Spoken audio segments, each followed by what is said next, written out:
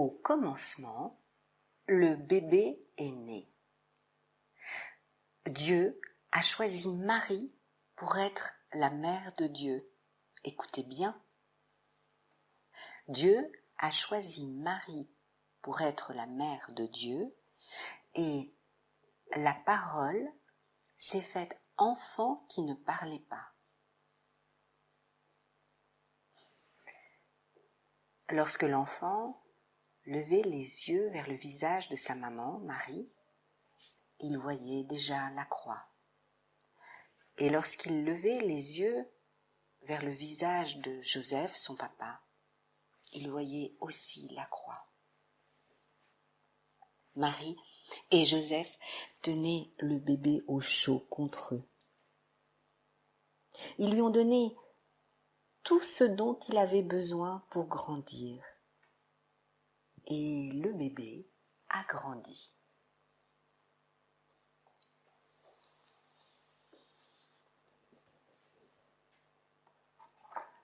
Le bébé est devenu un garçon.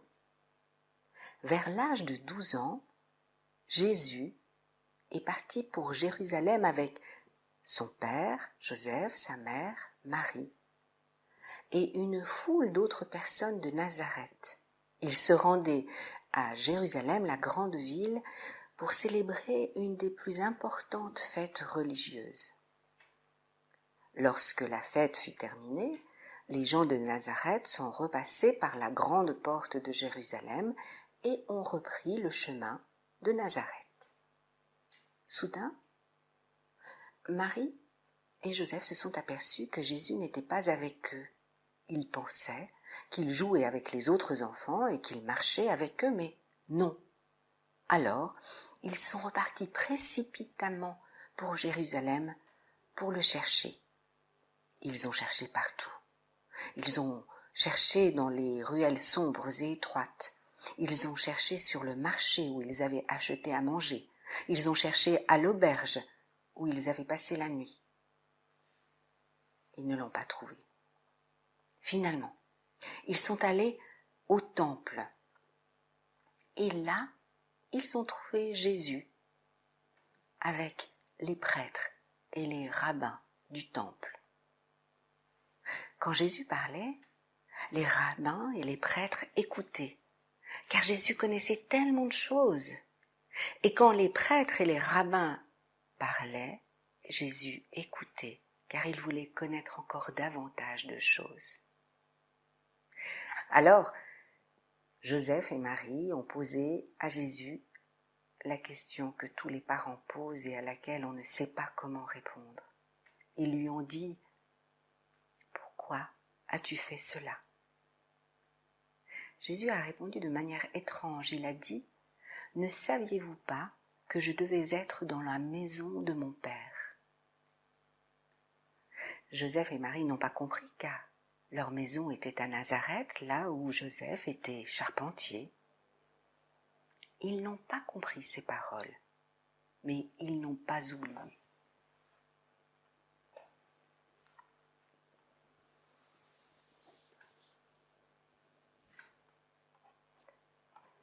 L'enfant a grandi, il est devenu un homme. Lorsqu'il a eu environ 30 ans, Jésus s'est rendu au Jourdain, où son cousin, Jean, baptisait. Regardez, on ne peut voir de Jean que sa chevelure. Jésus est entré dans l'eau du Jourdain et il s'est approché de Jean. Jean a regardé Jésus et c'est comme s'il le voyait pour la première fois. Il le voyait tel qu'il était vraiment. Jésus a dit à Jean, « Baptise-moi ». Et Jean a répondu, « Non, tu es le Messie que nous attendons. C'est toi qui dois me baptiser. » Et Jésus a répondu, « Non, car il est écrit que tu devais venir pour préparer avant moi le chemin. Baptise-moi. » Alors, Jésus a plongé dans les eaux sombres et tumultueuses du Jourdain, et quand il en est ressorti, quand Jean l'a relevé vers la lumière, Certaines personnes qui étaient présentes ont dit avoir vu une colombe qui descendait du ciel et s'approchait de Jésus. Et d'autres ont dit avoir entendu une voix qui venait du ciel qui disait « Celui-ci est mon fils bien-aimé, celui qui fait tout mon plaisir, toute ma joie. » Ensuite, Jésus est ressorti du Jourdain pour se diriger vers le désert. Il allait vers le désert pour y passer 40 jours et 40 nuits pour mieux comprendre qui il était et ce qu'il avait à faire.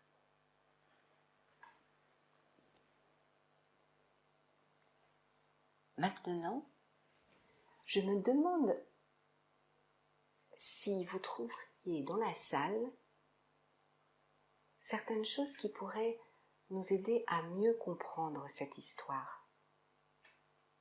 Je vais faire le tour du cercle et vous inviter chacun, si vous le désirez, à prendre un objet et l'apporter vers l'une des plaques. Si vous n'avez pas envie d'apporter d'objet, ça n'a pas d'importance. Sentez-vous libre. Merci pour ces objets. Nous aurions pu en prendre d'autres encore. Pour pouvoir poursuivre notre histoire, nous allons maintenant les ranger. Jésus sortit du Jourdain pour aller dans le désert.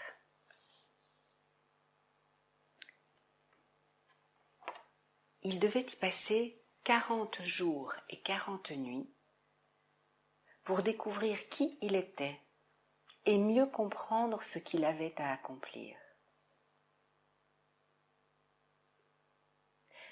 Dans le désert, il n'y avait pas grand-chose, ni à boire, ni à manger.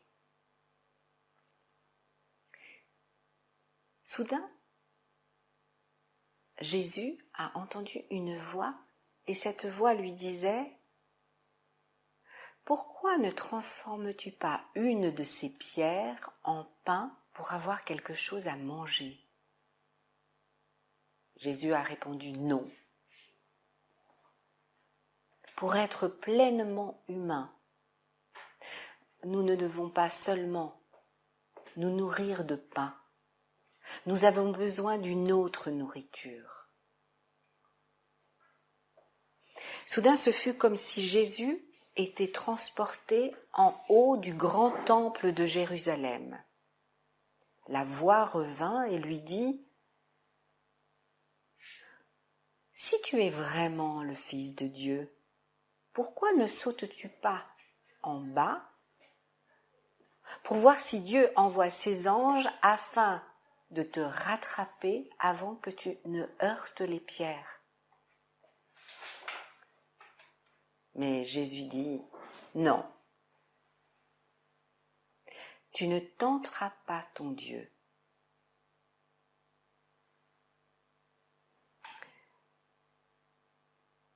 Soudain, ce fut comme si Jésus pouvait voir tous les royaumes du monde.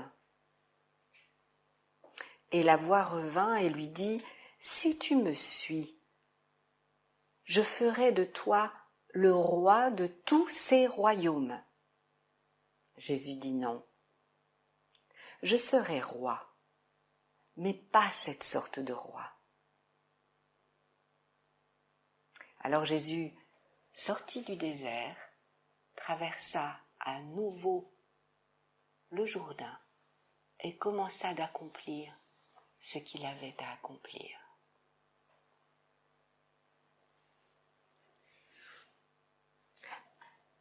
Mais qu'avait-il donc à faire ? Le travail de Jésus, c'était de s'approcher des gens dont personne ne voulait s'approcher. Regardez, il a tellement approché de cet aveugle, il s'est tellement approché de cet aveugle qu'il a pu lui toucher les yeux. Quand Jésus s'approchait des gens, leur vie changeait. Ils pouvaient voir des choses qu'ils n'avaient jamais vues avant. Ils pouvaient faire des choses qu'ils n'avaient jamais faites avant. Leur vie devenait meilleure. Jésus racontait aussi des paraboles. À la fin, il est devenu lui-même une parabole. Et il est monté une dernière fois à Jérusalem.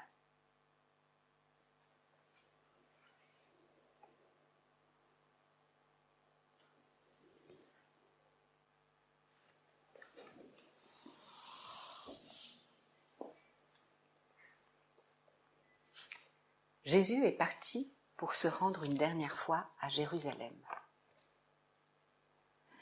Les gens pensaient qu'il venait pour être roi. Ils n'ont pas remarqué que Jésus n'était pas entré sur un cheval blanc, ni avec une escorte. Il était entré assis sur un âne, et encore, cet âne ne lui appartenait même pas, il l'avait emprunté.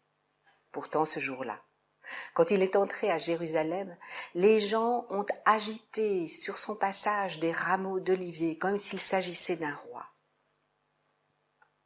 Le lundi, le mardi, le mercredi, Jésus est allé au temple. Les gens l'observaient. Ils pensaient que comme il allait le soir au mont Gethsémani, les anges organisaient une armée pour les libérer des soldats romains.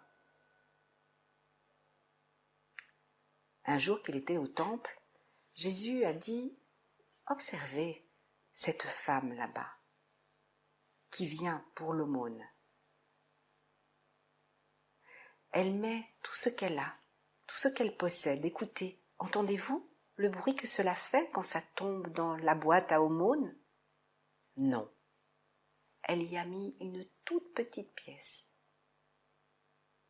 Et puis un homme riche est arrivé. Et lui avait tellement de monnaie, de biens, qu'il arrivait à peine à les porter. Et quand il les a mis dans la boîte à aumône, ça a fait un grand fracas, un grand bruit.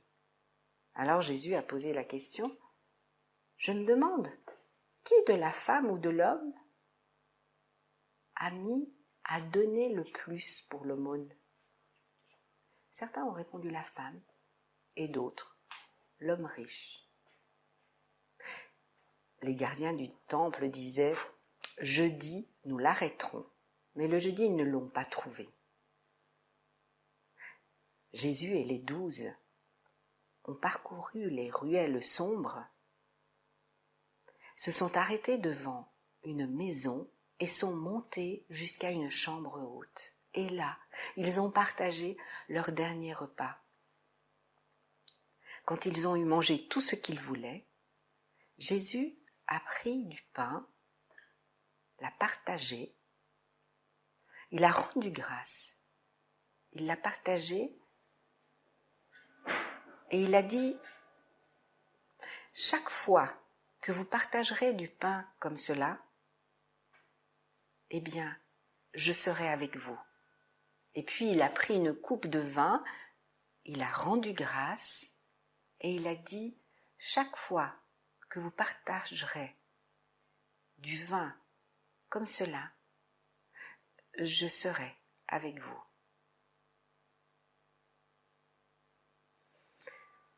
Les disciples ne comprenaient pas ce qu'il disait. Comment auraient-ils pu comprendre ? Ils ne comprenaient pas, mais ils n'oubliaient pas. Et plus tard, ils ont compris. À ce moment-là, Judas s'est levé et il est parti.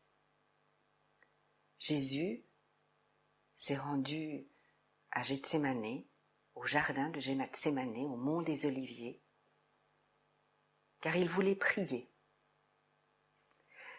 Quand il a eu prié, quand il a terminé, il est revenu vers les 12. À ce moment-là, Judas a jailli de l'ombre et l'a embrassé. C'était un signal. Les soldats, eux aussi, sont sortis de l'ombre et ils ont arrêté et emmené Jésus dans la nuit. Les disciples aussi ont disparu dans la nuit.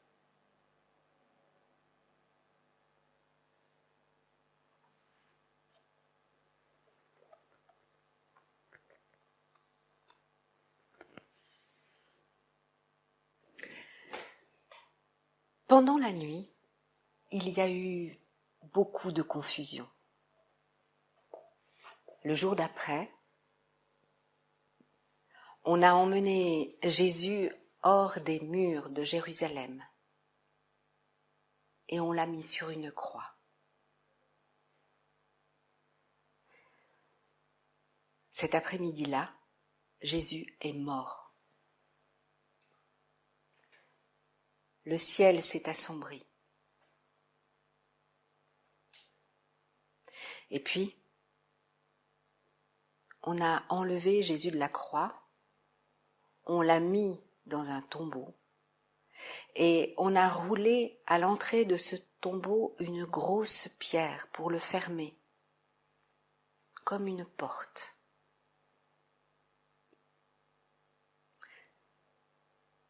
Le samedi,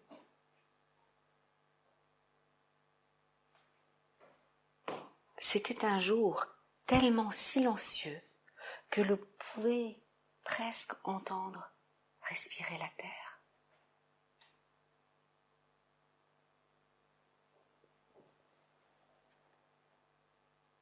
Le dimanche, les femmes sont parties pour aller au tombeau. Elles ont eu assez de courage. Elles voulaient être proches de Jésus, même si ça les rendait tristes. Quand elles sont arrivées, elles ont vu que la pierre avait été roulée et que le tombeau était vide. Jésus était mort, mais il était avec elles comme il est avec nous aujourd'hui.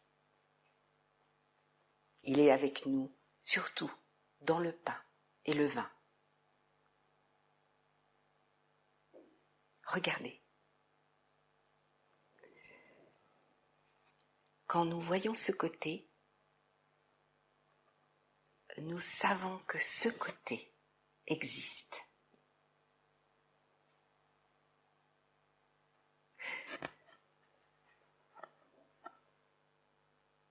Si nous voyons ce côté, nous savons que ce côté existe.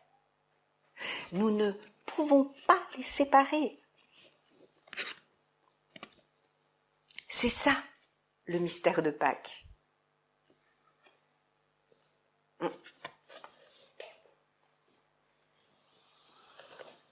Ah, les couleurs changent.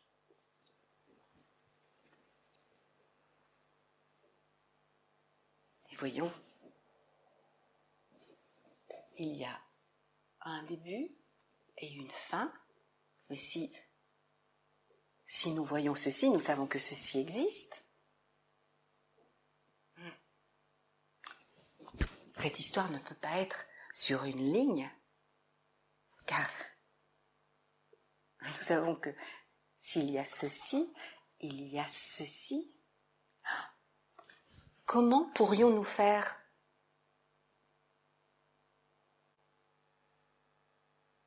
Qu'est-ce qu'on peut faire ?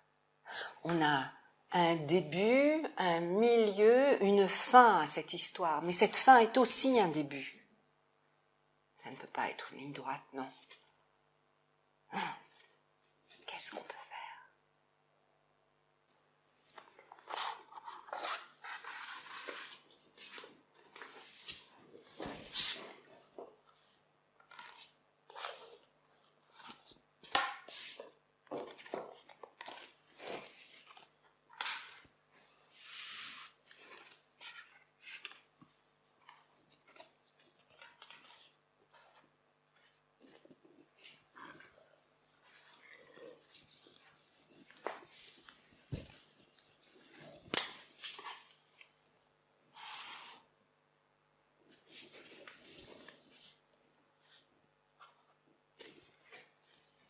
Ainsi, l'histoire peut continuer toujours.